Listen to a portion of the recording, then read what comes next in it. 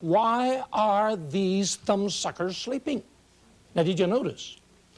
I didn't ask my boss how to get people to listen. I didn't ask someone which book to recommend to me to read on how to get people to listen.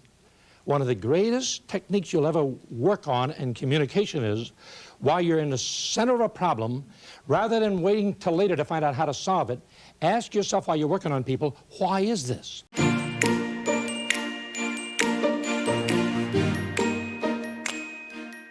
You're listening to Tremendous Leadership with Dr. Tracy Jones. I'd like us to think a little bit about how to speak to the heart and not the mind.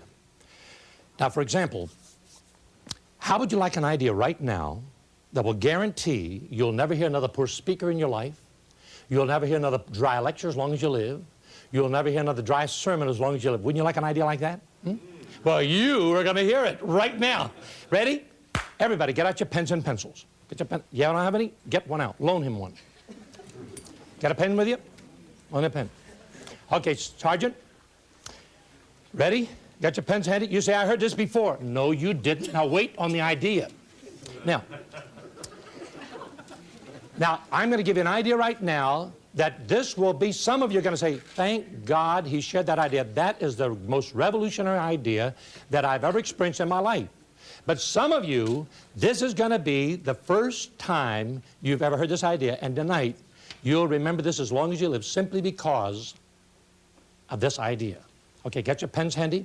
Here's my idea. Ready? Sergeant, don't you write down one word I say. You say, you mean you're not going to say anything worth writing down these next moments? Not for you. In fact, Sergeant, that's going to be my first point. I'm going to prove to you right now, before all these friends of ours, that what you hear never does you much good. Do you know how I can prove what you hear never does you much good? No. Easy. Because if what you hear would do you much good, you would have to be a whole lot better than what you are, because you sure heard enough, haven't you? And I understand that, because all my life, just like you, I've been drug out to meetings and seminars and congresses, and all I've heard is, listen, listen, listen, listen, and the more I listened, the more confused I got. And then one day, I discovered my greatest idea. I wasn't supposed to listen. You say, well, what were you to do? Think. Tonight, if we can get this to think together about this one great thing more than anything else, the importance of, rather than making notes of what you thought I said. And by the way, why should you make notes of what you think I'm saying when even my own wife don't seem to understand what I'm saying? And another thing, Sergeant, why should you make notes of this meeting when you didn't read the last meeting's notes yet? Okay, here's my idea.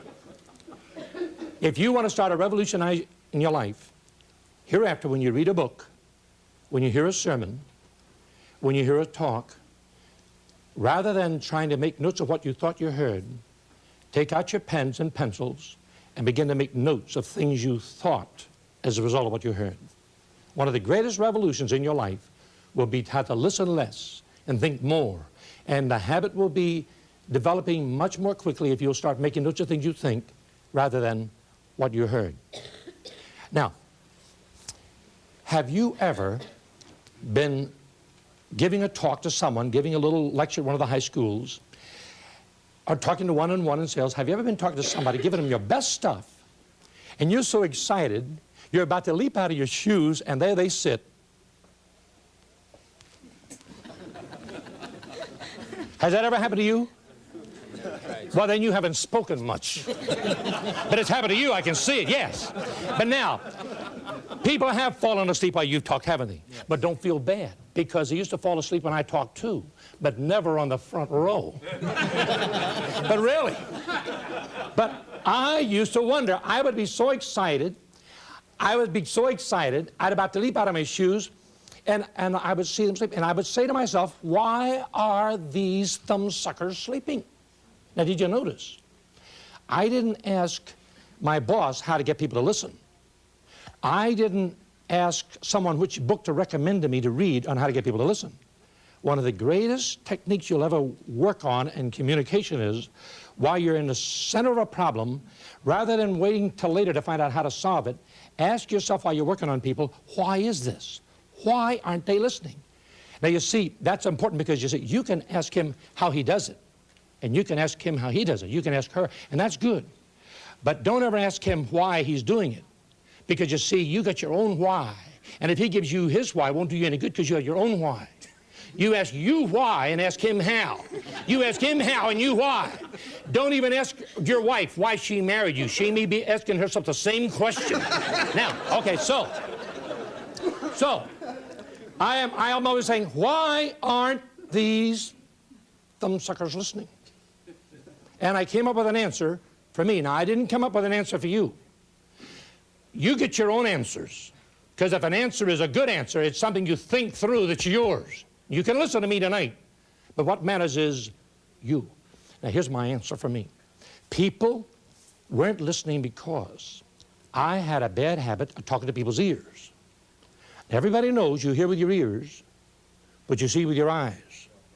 And since I'd only been talking to his ears, his eyes decided they had nothing to do, so go closed a while. Now, you're laughing, and that's a good point. That means when you laughed, that meant you saw what I said. And if you're going to communicate, you better be learning to go to the heart and not the head. I'll tell you why. You know, Jesus did this with his disciples, but Jesus called it parables. I don't have that word, but I'm just saying illustrations. So the point is that I want to share with you is how to use illustrations and stories to help them see what you're saying. In other words, whenever I think with you, you watch. First, I'll go to your ear with a point. Then I'll go to your heart with a story, an illustration. I'll help you see with your heart what you heard with your ears. Then I'll wait for your eyes to light up and say, I see what you mean. And when I say that, I'll rush back to your ear again. And then the heart. Now watch, now let me illustrate the point. See that, how smooth that was? Now, two hard hats every day sit down to eat their lunch, you know, carpenters. And one day these two carpenters sat down to eat their lunch. The one fellow opened up his lunch and started eating his sandwiches. The other fellow opened up his lunch and lo and behold, peanut butter sandwiches. Peanut butter sandwiches. Every day peanut butter sandwiches. And one day he couldn't take it anymore. He says, oh no, not peanut butter sandwiches again. I hate peanut butter sandwiches. Oh no, not this again. Well, his buddy couldn't take it anymore. He says, Joe, if you hate peanut butter sandwiches so much, why don't you tell your wife you don't like peanut butter sandwiches? He said, you leave my wife out of this. I packed my own lunch.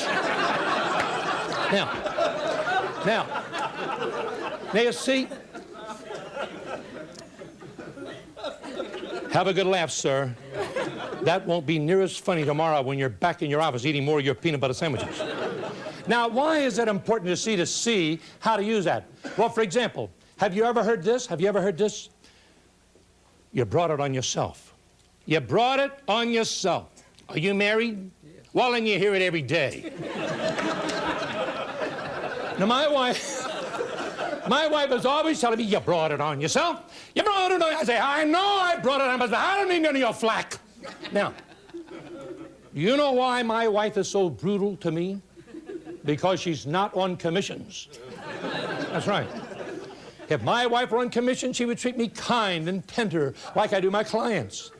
Now, suppose you're one of my clients or one of my staff. We have a problem. We got a problem. We got to deal with it. There's no use burying it. It's got to come up. Here's the problem. Now, do you think I'm going to tell you, you brought this on yourself? Now, you know you brought it on yourself. I know you brought it on yourself. You know, I know you brought it on yourself. You think that I am going to tell you you brought it on yourself? No, I'm not. Why? Because I know how it sounds. And I don't like it either. Even if it's true, I don't want to hear it. Thank you for listening to Tremendous Leadership with Dr. Tracy Jones. Find out more about Dr. Jones at www.tremendousleadership.com. If you've been ignited by something you heard in this episode, let us know by leaving a review for Tremendous Leadership wherever you listen to podcasts, or by sending us a message through www.tremendousleadership.com.